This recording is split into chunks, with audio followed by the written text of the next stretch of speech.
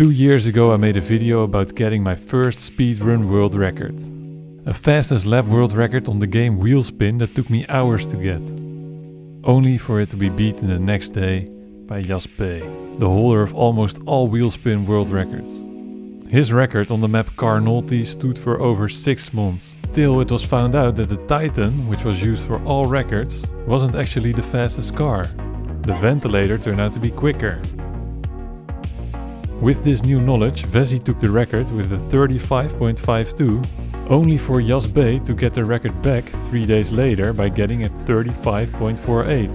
Next to the lap world record there also is a race world record, which went through the same trajectory, with Vezi getting the record with the Ventilator, Jaspe getting it back. Both records stood for almost 1.5 years, but I was gonna change that. At first I was a bit rusty, getting no clean laps in. But fairly quickly I got some clean laps and noticed that especially my first lap was a lot quicker than the first lap of the race world record. Sadly, that was because I wasn't using one crucial trick: the crash reset.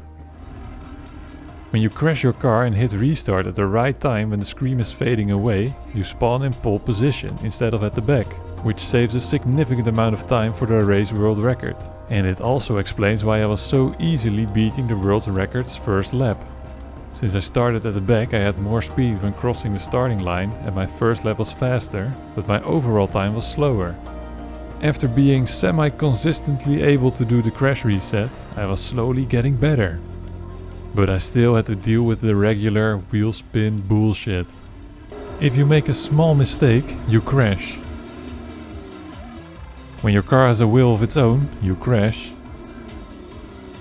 And when there is another car on the racing line, you crash. Which meant getting one clean lap in was gonna be hard, but getting 3 felt impossible. But I only needed one good lap to get my lap world record back.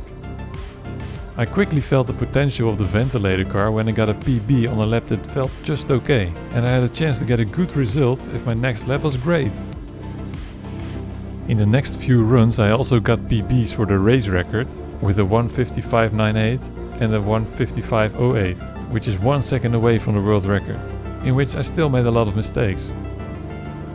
I then had my fastest first lap yet, getting 41.05, over half a second faster than the first lap of the race world record, but then I messed up in the second lap. Then I had this run. In the first lap I made a few small mistakes in turn 1 and 2, but I had a good U-turn skip.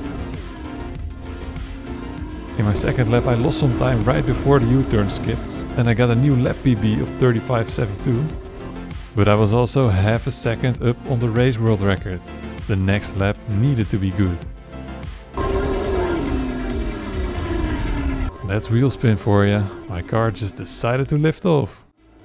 A few runs later, I had a small mistake in lap 1, another mistake in lap 2, but I was still 3/10 up on the race world record. But the last lap of the race world record is also the lap world record, so I was gonna need at least a PB if I was gonna break the world record.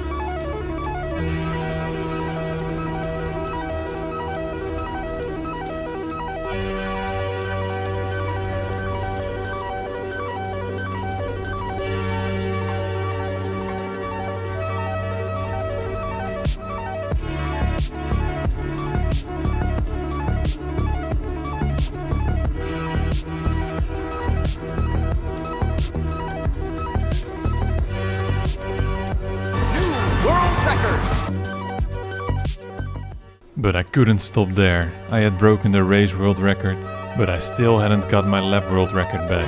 And after trying and trying and trying and trying,